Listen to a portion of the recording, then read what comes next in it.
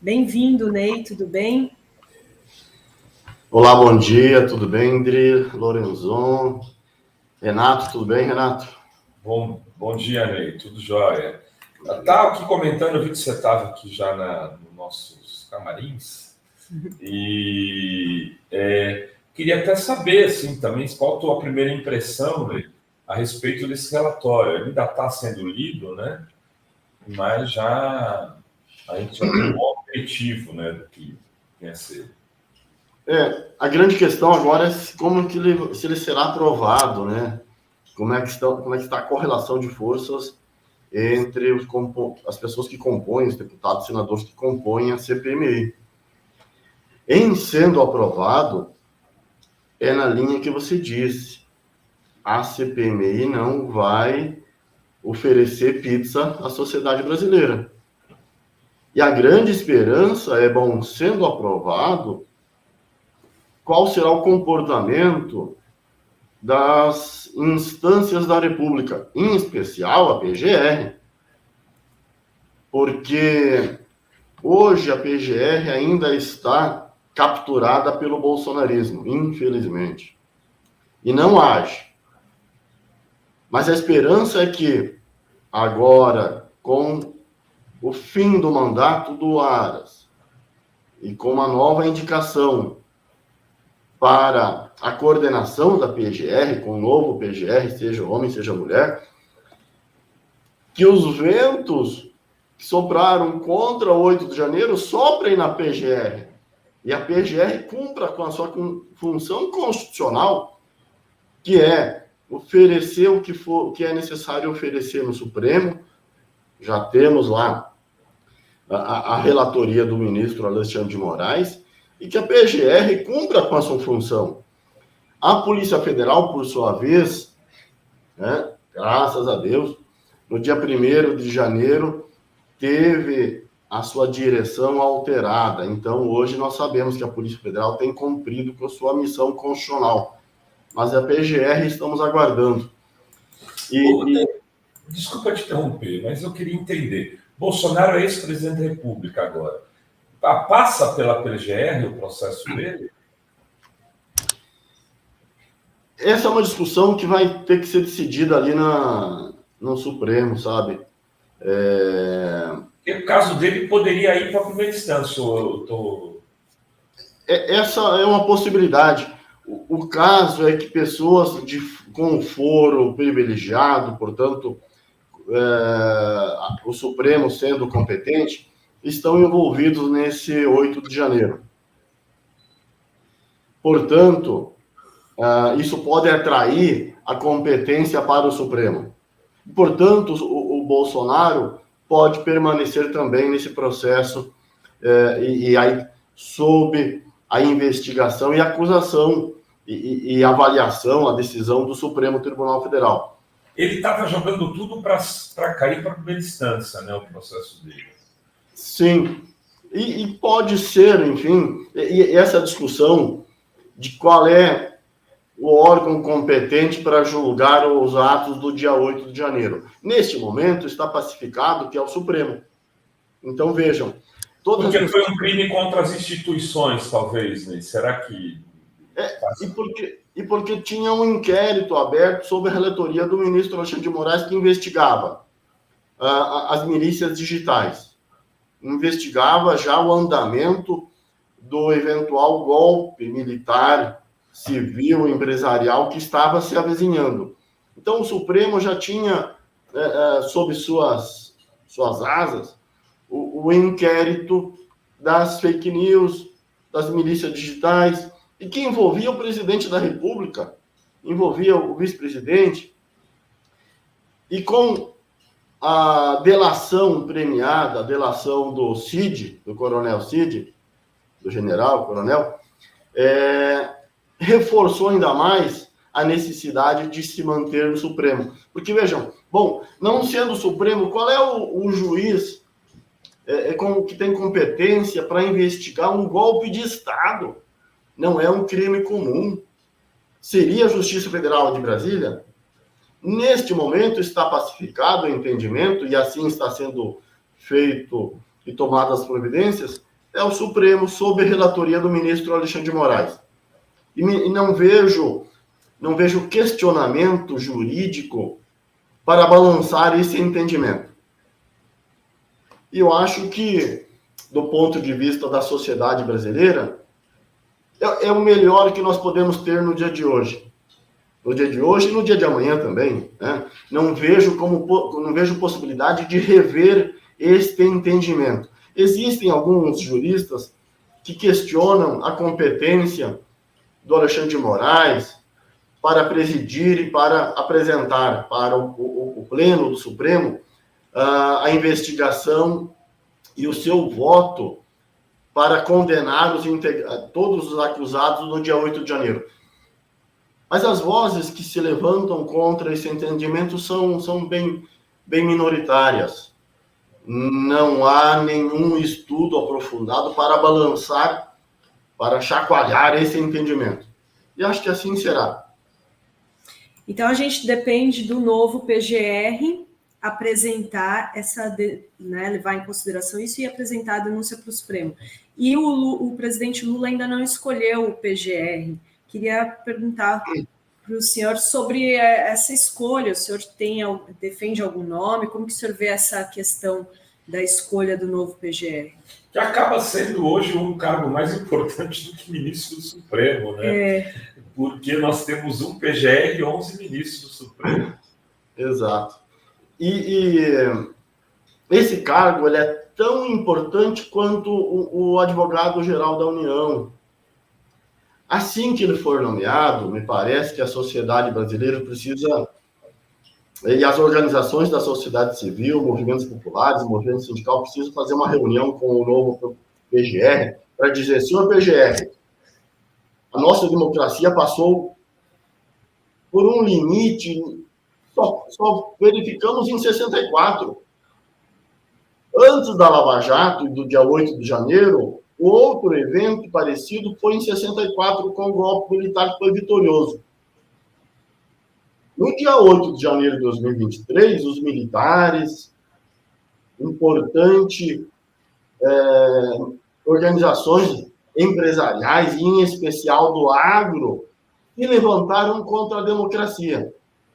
Hoje nós sabemos quem foi que plantou o golpe antes do dia 8, quem financiou e quem esteve no dia 8.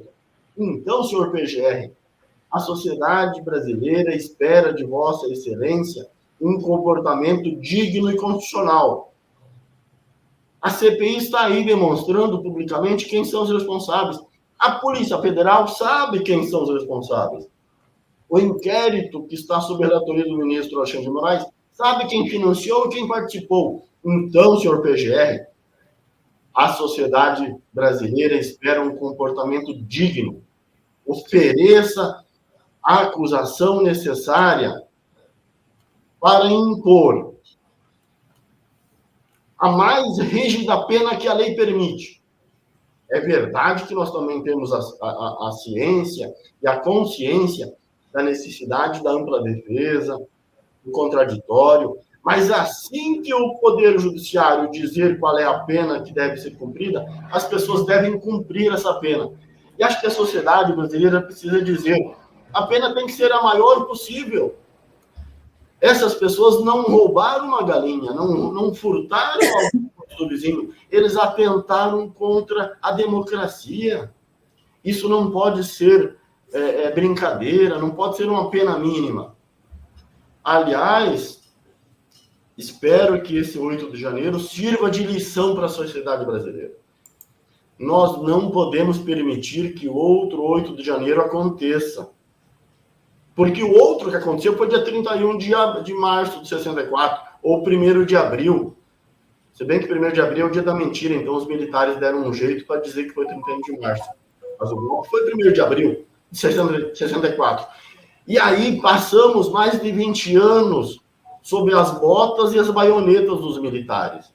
Neste 8 de janeiro, ainda bem para nossa sorte, por N motivos, os militares e o agro não conseguiram dar o golpe. Mas nós não podemos nos contentar com o que apenas está sendo feito. É verdade que o Supremo tem cumprido o seu papel impondo penas razoavelmente pesadas sobre os golpistas, que está ali entre 12, 17, em algumas situações 22 anos. Mas se nós vamos olhar para o que eles queriam, é uma pena pequena. Em outros tempos, quando havia uma tentativa de golpe, ou era forca ou fuzilamento. Simples assim. Mas, em 2023, foi possível prender as pessoas e acho que caminharemos para a prisão de quem incentivou, de quem financiou e especialmente para o senhor Bolsonaro. De quem foram os mandantes do golpe, né? Os organizadores. É autor intelectual, né? Porque são... Exato. E tem um senador aí que foi um dos principais artífices do golpe, na condição de juiz federal, Sérgio Moro, hoje é senador. Em algum momento a sociedade precisa chegar até ele. Por quê? Quando ele era juiz federal, e que escreveu lá em 2010, trazendo para o Brasil a Operação Mãos Limpas da Itália, ele apontou quais seriam os pilares de um golpe no Brasil, que era a opinião pública, né? Mobilizar a opinião pública em torno de um projeto, mobilizar o órgão responsável pela perseguição penal, que é o MPF, e mobilizou o Poder Judiciário. Tanto é que as decisões do Moro eram sustentadas pelo TRF, pelo STJ e pelo Supremo. Então, este senhor, Sérgio Moro, é um dos grandes responsáveis pelo dia 8. E ele ainda não está, digamos assim, na alça de mira do sistema de justiça para eventual pagamento com a sua liberdade pelos crimes que ele praticou. E aí nós, da sociedade civil, assim que percebemos a derrota da Operação Lava Jato, uma das grandes preocupações foi, como a sociedade pode contribuir para que tudo que aconteceu na Operação Lava Jato não fique, não se perca, não haja um desaparecimento dessas informações. Aí decidimos criar um observatório. Neste observatório, que ficará online para o acesso universal de todas as pessoas que desejarem, nós queremos reunir o maior número possível de informações da Operação Lava Jato. Porque a comparação com a Lava Jato é só o golpe de 64. Não há outro momento onde funcionários públicos, dinheiro público, foi investido em larga escala para alterar o direito, a política e a economia brasileira. E a Operação Lava Jato fez isso. Depois do golpe de 64, é a Operação Lava Jato, que teve funcionário público, teve dinheiro público e alterou substancialmente a economia, a política e a democracia no Brasil. Então, a sociedade civil brasileira e os órgãos comprometidos com a democracia precisam preservar essas informações. Além de preservar, organizar e disponibilizar para os pesquisadores e incentivar a pesquisa. Havia uma caixa fechada que estava dentro da Operação Spoofing, inicialmente no STJ e também no Supremo. Mas agora, esta caixa que estava fechada está sendo aberta. Nesta Operação Spoofing, que é, na verdade, as informações obtidas pelo hacker de Araraquara. O conjunto todo, em tese, que talvez não seja exatamente isso, de 7 terabytes de informações, estão na Operação Spoofing. Mas, na verdade, me parece que são 3,5 terabytes de informações, porque tem muita coisa repetida. Essas informações precisam ser colocadas à disposição da opinião pública brasileira. Os jornalistas, os pesquisadores, os estudantes precisam ter acesso a esse material e acesso de forma organizada. É bem verdade, e esse é o nosso compromisso, aquelas informações de cunho pessoal, do procurador que namorava a procuradora, essas coisas, não nos interessam. Isso não estará disponível. Mas aquelas informações Qual foi o acordo que a Operação Lava Jato fez com o Ministério Público da Suíça? Qual é o valor? Essa informação nós queremos disponibilizar. Qual é o valor que o Sérgio Moro disse que poderia ir para os Estados Unidos, que foi capturado? Essas informações nós queremos disponibilizar. E, evidentemente, todo o diálogo mantido nos grupos do Telegram entre os procuradores, nós precisamos que a sociedade brasileira tome conhecimento. E depois de tomar conhecimento, produza conhecimento. Escrevam, produzam, escrevam livros, textos. Em algum momento, a imprensa brasileira terá que fazer o meia-culpa. Eu lembro que durante a Operação Lava Jato, a Folha, Estadão, Rede Globo e outros meios fizeram um pool de meios de comunicação para divulgar as entrevistas do Sérgio Moro. Eventos como pool de meios de comunicação só acontecem em momentos muito especiais da sociedade. E qual era o motivo, afinal de contas, que levou a imprensa brasileira a abraçar de forma tão forte essa Operação Lava Jato, que deu no que deu? Deu na prisão de várias pessoas inocentes, e deu na eleição de um fascista, e deu no dia 8 de janeiro de 2023. Então, 8 de janeiro tem os 10 dedinhos do Sérgio Moro. Com certeza. Pode falar. Os 10 dedos e a caneta, né, que foi utilizada de forma absolutamente ilegal, eu diria, né, por ele para fazer justiciamento no período triste da nossa história. Né? Aliás, tentaram fazer isso com o MST agora, né? Criaram uma CPI do MST, né? Primeiro, eles fizeram de tudo para criar essa CPMI do 8 de janeiro. Daqui do meu cantinho, eu cheguei a dialogar, para não dizer discutir, debater, com parlamentares que diziam, não, é uma besteira, não cai nesse papo aqui, entrevistas aqui na fora, que temos que fazer CPI, CPI nunca interessa ao governo. Fala, nós temos que enfrentar essa CPI, nós temos que fazer essa CPI do 8 de janeiro, aproveitar que eles estão querendo ir para cima, fazer maioria, porque não dá para passar isso batido para a história. Quer dizer, o que a gente está tendo hoje, né, Neidri, é um documento histórico que vai ser analisado no futuro sobre o que aconteceu lá, aprovado pelo Congresso, pelo Parlamento. Vai ter gente que vai dizer que isso era uma peça de ficção, mas até aí morreu Neves, velho. Está ali o documento com dados, são 1.333 páginas de relatório, com farta documentação, né? E poderiam ser 13 mil, é 13. Não é 13. Podia ser 1.313 também. Estou brincando, mas assim, se fosse o Alexandre de Moraes, eu estava achando que ele tinha feito de propósito, porque ele sempre faz um. Mas é um documento robusto.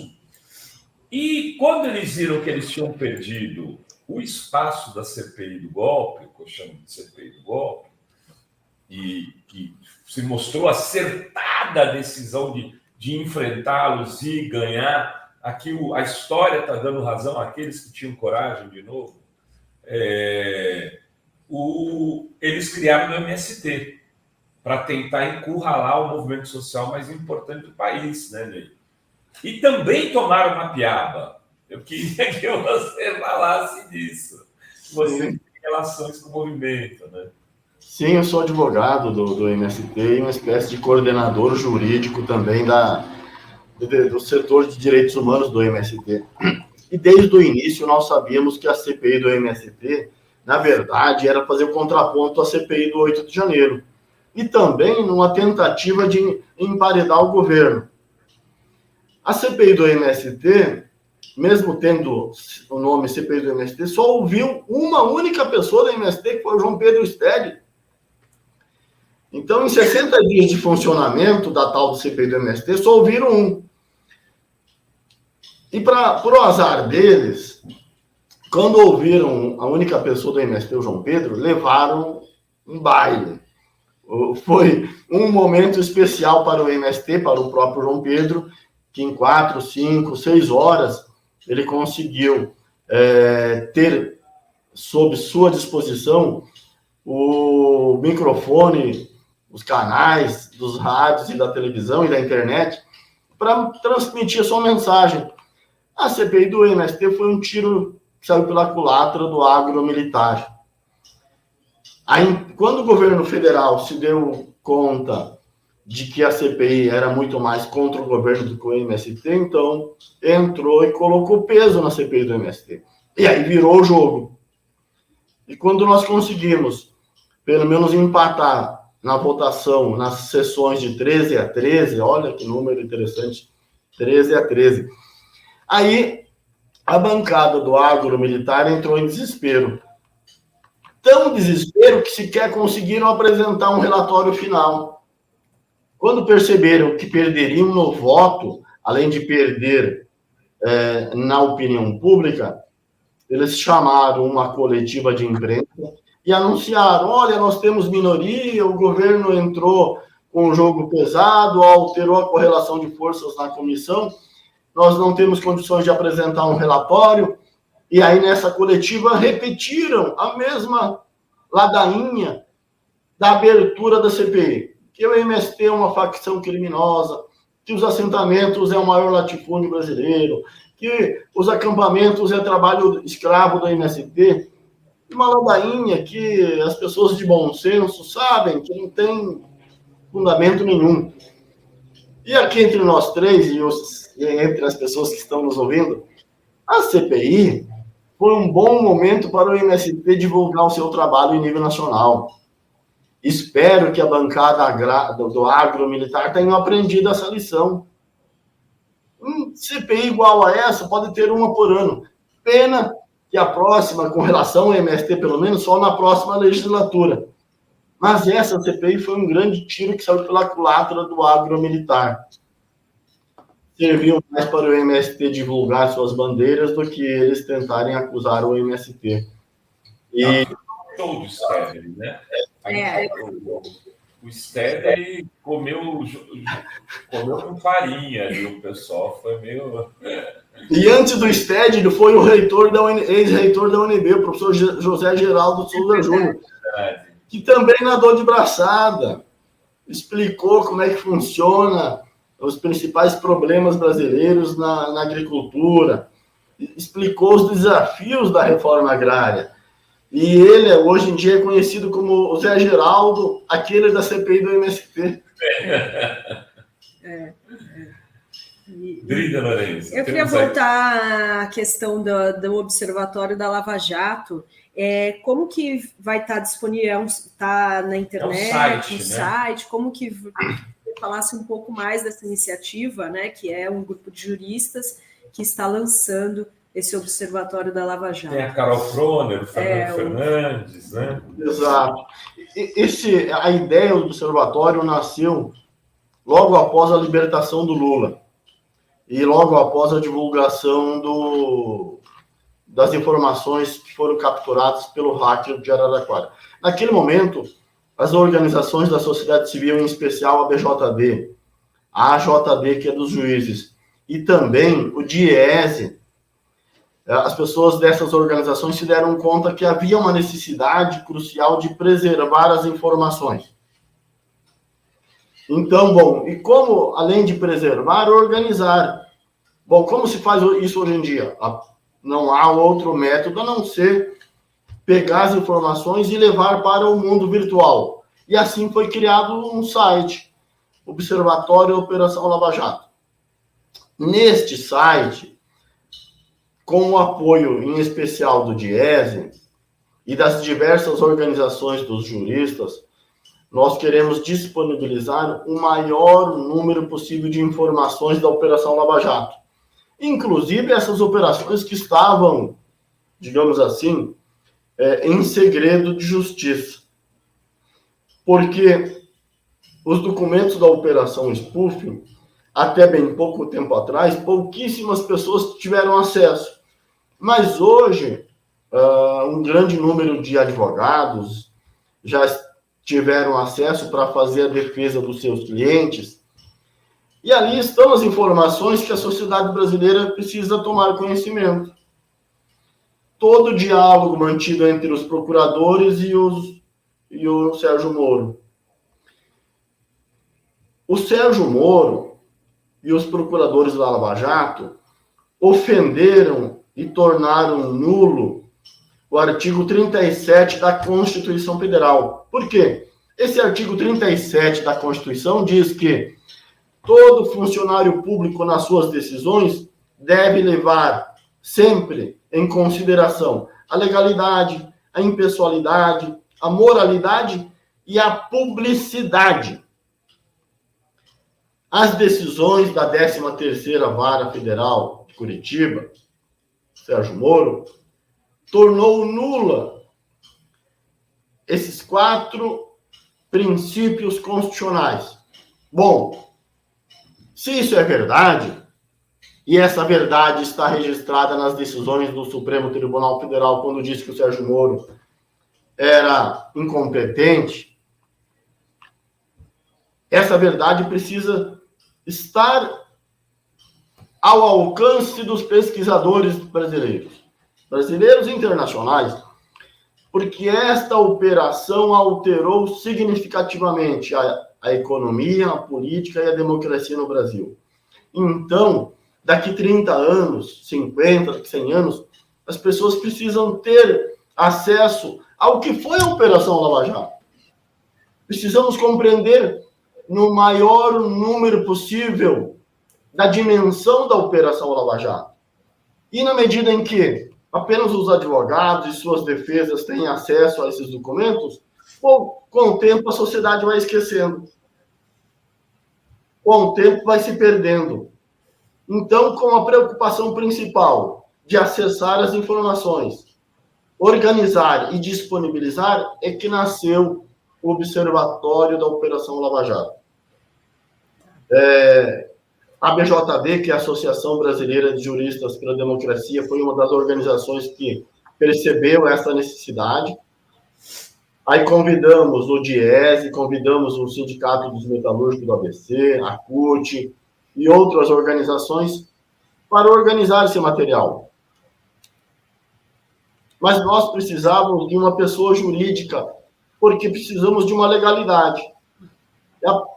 Hoje tem 2 pessoas jurídicas que dão um suporte legal a esse observatório, que é o Instituto Herrera Flores, com sede no Rio de Janeiro, sob a coordenação da Carol Proner, e o Instituto Tristão de Ataíde, ou Tristão Fernandes, que está sob a coordenação do advogado Fernando Fernandes. Esses 2 institutos é que estão, digamos, do ponto de vista legal, hospedando o site. E são esses 2 institutos que respondem juridicamente e também politicamente pela manutenção desse material.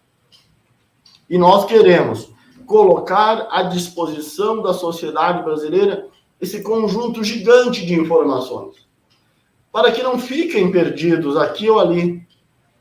Mas nós, mais do que isso, queremos incentivar professores e professoras do norte a sul, de leste a oeste, a acessar o material, a levar para a sala de aula, a incentivar pesquisadores da graduação e da pós-graduação a produzirem conhecimento. E mais, queremos que os órgãos, como a revista Fórum, organizem de vez em quando debate, seminários, estudos, lives, porque nós precisamos dizer em alto e bom som que funcionários públicos brasileiros, usando dinheiro público, investiram contra a democracia no Brasil e que essas pessoas não podem ficar impunes. Para nossa sorte, o Dallagnol já teve parte de sua pena imposta, né? Cassado e não é mais procurador. E me parece que fugiu para os Estados Unidos. E você acha que vai acontecer o mesmo com o Sérgio Moro, que agora começou o processo de cassação dele, ele tem até a data do depoimento, dia 16 de novembro. Ele vai ter o mesmo destino do Dallagnol? Já acendemos muitas velhinhas para os santos, para tudo que tem força sobrenatural para que isso aconteça. E vamos acompanhar, assim, para e passo, o andamento do processo de eventual cassação dele. Ele, para nossa sorte, é um sujeito muito arrogante. Ele se sentia com o super-homem dentro do seu estômago. E isso estabelece para as pessoas que se sentem o super-homem, coloca uma arrogância e cria muitos inimigos. Nós temos certeza que ele violou a lei, mas nós sabemos que não basta ter a certeza da violação da lei. E nós estamos acompanhando, tudo indica que ele será cassado.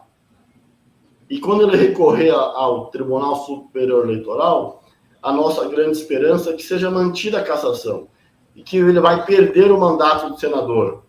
E quem sabe poderá responder criminalmente.